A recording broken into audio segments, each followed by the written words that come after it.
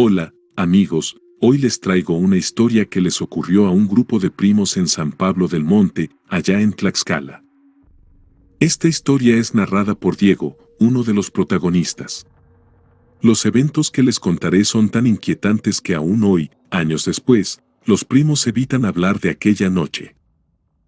En el verano de 2022, durante las vacaciones escolares, los primos decidieron aprovechar el descanso para visitar un pueblo más pequeño, a varios kilómetros de distancia, donde residían sus tíos y abuelos. Los primos no se habían reunido en años, así que estaban emocionados por compartir esas semanas juntos. Y al llegar, fueron recibidos con la hospitalidad característica de la familia mexicana.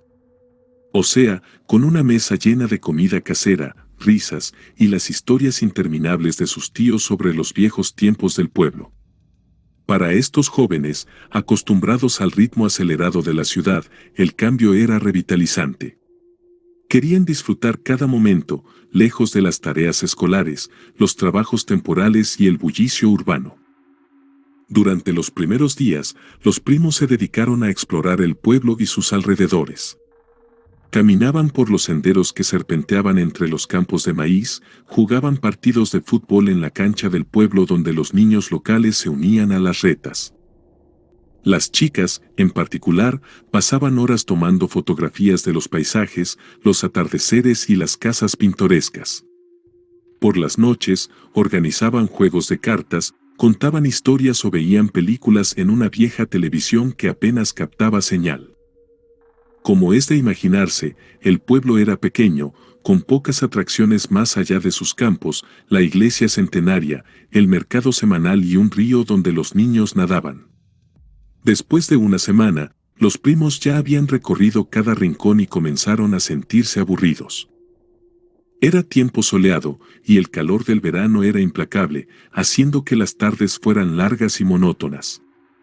Una tarde, mientras estaban sentados en la banqueta frente a la casa, compartiendo un plato de elotes asados, Diego, el más aventurero del grupo, propuso algo diferente. ¿Qué tal si buscamos un lugar con una historia interesante? Algo que nos dé un poco de emoción, como una casa abandonada o un sitio con rumores de miedo. Los demás lo miraron con una mezcla de curiosidad y cautela, pero la idea despertó su interés. Diego mencionó un lugar que había oído en el pueblo. A unos 3 kilómetros, en una zona desolada, había una casa abandonada. Era un caserón antiguo que se alzaba en medio de un terreno baldío, rodeado de hierba seca, cactus y árboles retorcidos. Nadie vivía cerca, y los rumores decían que hace décadas, esa área había sido un barrio próspero, con casas, una pequeña tienda y hasta una capilla. Sin embargo, cuando la casa quedó deshabitada, el barrio se fue vaciando, como si una sombra hubiera caído sobre el lugar. Los habitantes del pueblo evitaban hablar de ello, pero circulaban historias de presencias extrañas, ruidos inexplicables y tragedias olvidadas. Algunos decían que la casa estaba maldita, otros, que los antiguos dueños habían muerto en circunstancias horribles. Nadie conocía los detalles exactos, y esa falta de información solo avivó la curiosidad de los primos. Decidieron explorar la casa esa misma noche y acordaron no contárselo a sus tíos ni abuelos, pues sabían que los adultos les prohibirían ir. Pero la idea de aventurarse en lo desconocido los emocionaba, aunque también los ponía nerviosos. Era una mezcla de adrenalina y temor, el tipo de sensación que hace que el corazón lata más rápido y los sentidos se agudicen. Los nombres de los chicos eran los siguientes: Diego de 22 años, Luis de 20 años, Antonio de 19 años, Sofía de 21 años, Carla de 18 años y Mariana de 20 años.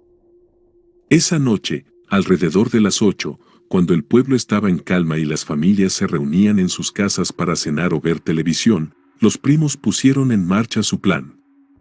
Dijeron a sus tíos que saldrían a caminar para disfrutar del aire fresco de la noche. Sin embargo, su verdadero destino era la casa abandonada, a la que se dirigieron con linternas, celulares y una mezcla de emoción y nerviosismo. El camino hacia la casa era un sendero polvoriento, flanqueado por campos de maíz y arbustos, donde el canto de los grillos era el único sonido que rompía el silencio. Al llegar al terreno, se detuvieron frente a la casa. La luna, parcialmente oculta por nubes, proyectaba una luz tenue que hacía que el lugar pareciera aún más inquietante. La casa era una construcción grande, con paredes de adobe agrietadas, ventanas sin vidrios y un portón de madera que colgaba de sus bisagras, como si estuviera a punto de derrumbarse. A pesar de su estado ruinoso, la casa parecía más sólida que las construcciones vecinas, que ya se habían reducido a montones de escombros cubiertos de maleza. Parece que hay cosas adentro. Entramos a explorar, sugirió Diego, con una chispa de entusiasmo en los ojos. Las chicas dudaron. Carla, en particular, expresó su inquietud. No estoy segura, este lugar me da mala sensación. ¿Y si es peligroso? Pero Diego, con su habilidad para convencer, respondió, no pasa nada, solo vamos a ver qué hay y nos vamos. Es una aventura, algo para contar después. Tras unos minutos de debate, los tres chicos, Diego, Luis y Antonio, decidieron entrar. Las chicas, Sofía, Carla y Mariana, prefirieron quedarse afuera, sentadas en un banco de cemento roto que había en el terreno. Alrededor, la hierba seca crujía bajo sus pies y un árbol seco proyectaba sombras alargadas que parecían moverse con el viento. Las chicas encendieron sus linternas y comenzaron a revisar sus celulares, intentando mantener la calma mientras los chicos ingresaban a la casa. Dentro, la casa era como un museo olvidado, lleno de reliquias de otra época. La planta baja era amplia, con un patio central donde la maleza crecía entre las baldosas rotas. Una escalera de piedra, desgastada por el tiempo, que llevaba al primer piso, al segundo y a la azotea. Los chicos entraron al primer cuarto que encontraron, iluminando el espacio con sus linternas. Descubrieron una colección de objetos antiguos.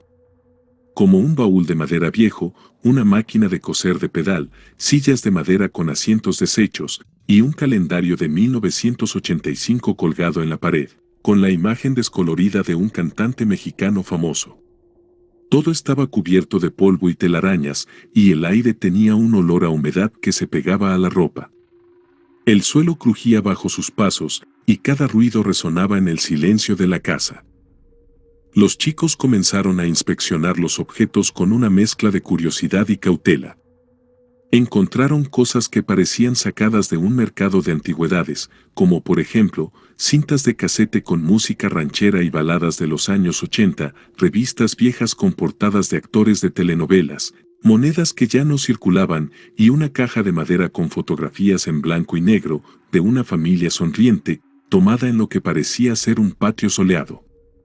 También hallaron un rosario de madera, una libreta con recetas escritas a mano, y un espejo roto que reflejaba sus rostros bajo la luz de las linternas. Sin embargo, algo no encajaba. ¿Por qué nadie había reclamado esos objetos? La casa, aunque en ruinas, era sólida, con paredes que parecían haber resistido tormentas y terremotos.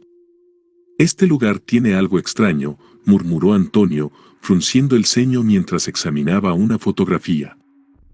Pero Diego, tratando de aligerar el ambiente, respondió: son solo cosas viejas, no hay nada de qué preocuparse. Sigamos mirando. En ese momento, Luis, que estaba revisando un baúl en una esquina del cuarto, dijo: voy a ver qué hay en la habitación de al lado. Tal vez encuentro algo más interesante. Diego y Antonio se quedaron en el primer cuarto, pero el ambiente comenzaba a sentirse más pesado, como si una presencia invisible los observara desde las sombras. Afuera, las chicas seguían en el banco, intentando distraerse. Pero Carla, cada vez más inquieta, no paraba de mirar hacia la casa. Deberíamos irnos ya, susurró, pero Mariana, con su optimismo habitual, la tranquilizó. Relájate, no pasa nada. Los chicos solo están explorando. Mientras Diego y Antonio continuaban revisando los objetos, de repente sintieron un escalofrío, como si una corriente de aire frío hubiera atravesado la habitación. Giraron rápidamente, apuntando sus linternas hacia las esquinas, pero no había nada. ¿Sentiste eso?, preguntó Diego, con la voz ligeramente temblorosa. Antonio, que solía buscar explicaciones lógicas, asintió: sí, fue como si alguien estuviera detrás de nosotros. Ambos intentaron mantener la calma, diciéndose que era solo su imaginación, pero la sensación de ser observados no desaparecía. Justo entonces, escucharon un grito desde afuera. «Chicos, ¿dónde están?». Era Sofía, llamándolos desde el terreno. Luis salió corriendo del otro cuarto, y los tres se asomaron por una ventana rota. Sofía estaba parada en el terreno, con su celular en la mano, y les dijo: «Voy a subir a la azotea. Desde ahí debe haber una buena vista del pueblo, quiero tomar unas fotos. Si quieren irse, avísenme». Los chicos, preocupados, le respondieron: «Está bien, pero lleva a Carla y Mariana, no vaya sola». Sin embargo, Sofía, que siempre tomaba sus propias decisiones, insistió: «No, voy sola. Además, tengo una llamada y aquí no hay buena señal. Arriba tal vez pueda hablar mejor». Subió por las escaleras de piedra, desapareciendo en la oscuridad del segundo piso, mientras los chicos intercambiaban miradas de inquietud. No había pasado ni un minuto cuando se escuchó un grito desgarrador que resonó en toda la casa. Era Sofía, gritando como si hubiera visto algo aterrador. Los chicos soltaron los objetos que sostenían, las chicas dejaron sus celulares en el banco, y todos corrieron hacia las escaleras. Vieron a Sofía bajar a toda velocidad, llorando y gritando, con el rostro pálido y los ojos llenos de terror. Salió corriendo de la casa, atravesando el terreno sin mirar atrás. Los demás, sin entender qué pasaba, le gritaban: «Sofía, ¿qué pasó? ¿Qué viste?». Pero ella no respondía, solo corría desesperadamente, como si algo la persiguiera. La escena desató el pánico en el grupo. Entonces Carla y Mariana, aterrorizadas, corrieron detrás de Sofía, mientras los chicos la seguían, tropezando con la hierba seca. Mientras huían, Diego miró hacia la casa por un instante y vio algo que lo paralizó. En la puerta principal estaba una figura humana, pero completamente quemada, sin ropa ni cabello, con la piel negra y reseca, como si hubiera sido consumida por un incendio. Sus ojos brillaban con un rojo intenso, como brasas en la oscuridad, y parecían clavarse en él. Diego sintió un nudo en el estómago, pero no dijo nada y siguió corriendo, con el corazón latiendo a toda velocidad. El grupo no se detuvo hasta llegar a la casa de sus tíos. Al llegar, Sofía se encerró en una habitación, temblando y llorando sin parar. Se negaba a hablar, y su rostro reflejaba un miedo profundo. Los demás, aún en shock, se reunieron en la sala, sentados en silencio, sin saber cómo procesar lo que había pasado. Los tíos y abuelos, que estaban preparando la cena cuando los primos llegaron, notaron inmediatamente que algo estaba mal. Sofía había entrado como si hubiera visto un fantasma, y los otros tenían expresiones de terror. Entonces los reunieron en el comedor, sirviéndoles café caliente para calmarlos, y les preguntaron con firmeza: «A ver, sin excusas, ¿dónde estuvieron y qué pasó? Queremos la verdad, no queremos mentiras». Para evitar problemas, los primos inventaron una historia que sonara convincente. «Salimos a caminar por el campo, cerca del río, y de repente un coyote grande apareció y asustó a Sofía. Por eso corrió, y nosotros también nos asustamos al verla así». Los tíos aceptaron la explicación, pero los reprendieron y les dijeron: «Eso fue muy irresponsable. No deben salir de noche al campo, puede haber animales peligrosos como coyotes, serpientes o incluso un puma. Si quieren salir, háganlo de día, cuando es seguro». ¿Entendido? Los primos asintieron, prometiendo no repetir el error, pero por dentro estaban aterrados. No podían hablar con Sofía esa noche, ya que el pueblo estaba en completo silencio y cualquier conversación habría alertado a los adultos, y decidieron esperar al día siguiente para entender qué había pasado. Al día siguiente, cuando los ánimos estaban más calmados, lograron hablar con Sofía en el patio de la casa, mientras los tíos estaban ocupados preparando el almuerzo. Sofía, aún visiblemente afectada, les contó con voz temblorosa. Cuando subí a la azotea, estaba tomando fotos para mis redes sociales, buscando una buena vista del pueblo. De repente, una figura oscura, como una persona, apareció frente a mí. No sé cómo describirla, era como una sombra con forma humana, pero sin rostro. Lo más aterrador fueron sus ojos, rojos y brillantes, como si me estuvieran observando con odio. Si no hubiera visto esos ojos, habría pensado que era mi imaginación, pero fue real. Grité con todas mis fuerzas porque estaba muy asustada. He oído que gritar ayuda a liberar el miedo y atrae ayuda, así que lo hice y corrí. Pero luego, mientras bajaba las escaleras, vi a un hombre quemado, parado a un lado, mirándome fijamente. No sé cómo no me desmayé. Diego se quedó helado al escuchar el relato. Recordó la figura quemada que había visto en la puerta con esos mismos ojos rojos. Los demás se miraron, con el corazón acelerado, y dijeron todos juntos: «Ese lugar está maldito.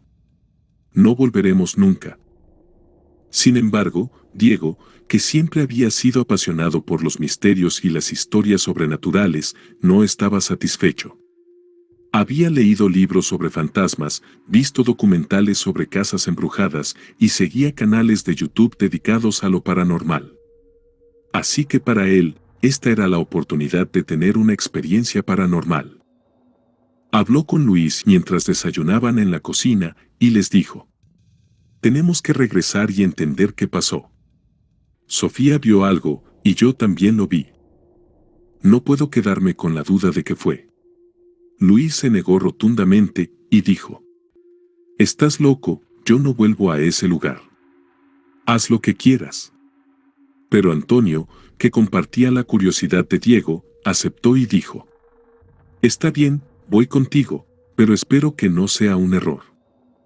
Diego y Antonio decidieron no involucrar a las chicas, pues ya habían pasado por un susto terrible.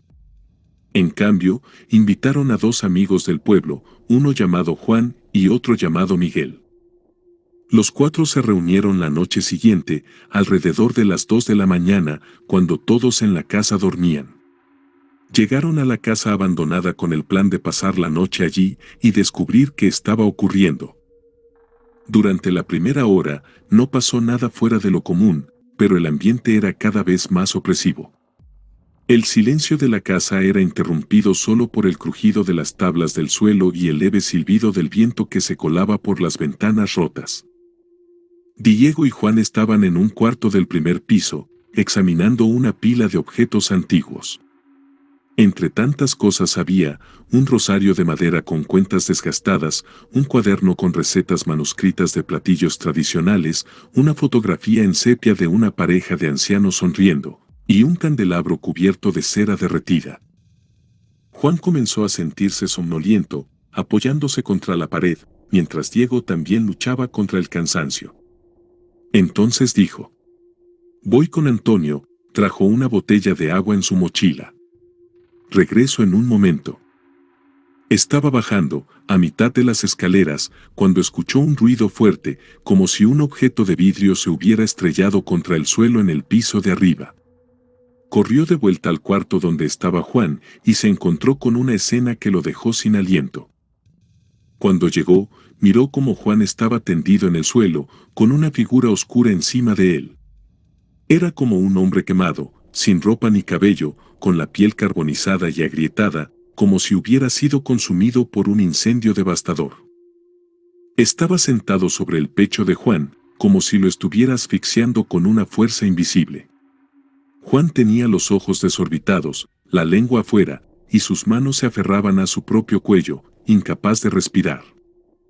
«Antonio, Miguel, suban ahora», gritó Diego con desesperación. Intentó jalar a Juan para liberarlo, pero la figura era inmóvil, como una estatua de piedra, imposible de mover. No hacía ruido ni reaccionaba, pero su presencia era abrumadora. Cuando Antonio y Miguel llegaron, corriendo por las escaleras, la figura se desvaneció ante sus ojos, convirtiéndose en una nube de polvo negro que se disipó en el aire, dejando un olor a quemado en la habitación. Entonces, aunque temblorosos, entre los tres levantaron a Juan, que estaba semi-inconsciente y temblando incontrolablemente. Apenas recuperó el sentido, pero no podía hablar, solo emitía sonidos entrecortados. «Vámonos de aquí, ahora», dijo Diego, con la voz quebrada por el miedo. Y corrieron hacia la salida, tropezando con los escombros y las tablas podridas del suelo. Sin embargo, justo cuando estaban por salir, Juan se enredó con algo, quizás una raíz o un pedazo de madera, y cayó de bruces. «Sigan, yo los alcanzo», gritó, mientras intentaba levantarse con dificultad. Los demás, presas del pánico, corrieron a través del terreno baldío hasta llegar a la casa de los tíos, exhaustos y con el corazón en la garganta. Al llegar, eran casi las 4 de la mañana, estaban agitados y con las manos temblando. Creían que Juan los había seguido, ya que lo vieron levantarse y correr detrás de ellos. Sin embargo, minutos después descubrieron que Juan no había regresado. Lo buscaron desesperadamente, contactando a sus padres, a los amigos del pueblo y a cualquiera que pudiera tener noticias suyas. Los tíos y abuelos se enteraron de la situación y exigieron la verdad, por lo que los primos no tuvieron más remedio que confesar que habían ido a una casa abandonada con rumores de estar embrujada. La noticia causó conmoción en la familia, y todos se unieron para buscar a Juan. 3 días después, encontraron a Juan en un hospital de un pueblo cercano. Un hombre que pasaba cerca de la casa abandonada lo halló desmayado detrás del edificio, entre un montón de escombros y hierba seca. Estaba cubierto de rasguños, con la ropa rasgada y en un estado de shock profundo. Lo llevaron al hospital, pero Juan no despertaba. Estaba como en trance, con los ojos abiertos pero sin responder. Cuando finalmente recuperó la conciencia, no quiso hablar de lo que pasó. Solo repetía, con voz débil, «No vuelvan a esa casa, nunca vuelvan». Los médicos diagnosticaron un trauma severo, pero no encontraron heridas graves. Era como si algo lo hubiera asustado hasta el punto de desconectarlo del mundo. Los habitantes del pueblo, al enterarse de la historia, revelaron la verdad sobre la casa abandonada. Y esta es la historia que contaron. Hace décadas, vivían allí don Manuel y doña Carmen, una pareja de ancianos muy queridos. Tenían una casa hermosa, con un patio lleno de flores y una vida sencilla pero feliz. Sin embargo, sus nietos, que vivían en la ciudad y buscaban heredar la propiedad, llegaron un día exigiendo que firmaran los documentos de la casa. Los ancianos se negaron, pues era su hogar y su legado. Y en un acto de violencia, los nietos los atacaron brutalmente, causándoles la muerte. El caso fue encubierto por influencias de personas poderosas y nunca se hizo justicia. Desde entonces, se dice que las almas de don Manuel y doña Carmen, llenas de ira y dolor, permanecieron en la casa, protegiéndola de cualquiera que se acercara. Los rumores aseguraban que quienes entraban a esa casa sufrían enfermedades extrañas, accidentes o pesadillas recurrentes. Algunos afirmaban haber visto sombras moviéndose en las ventanas y otros escuchaban llantos o pasos en la noche. Por eso, los vecinos abandonaron el barrio, dejando el lugar como un terreno baldío donde ni los animales se aventuraban.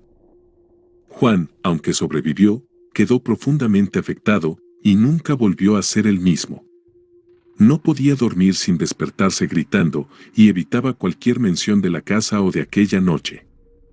Diego, quien compartió esta historia a través de un mensaje, dice que nunca olvidará lo que vivieron, pues aunque han pasado algunos años, aún tiene pesadillas con la figura quemada. Esa fue la historia, gracias por escuchar. Si les gustó, denle un me gusta, suscríbanse al canal y activen las notificaciones para no perderse nuestras próximas historias. Gracias y hasta el próximo relato.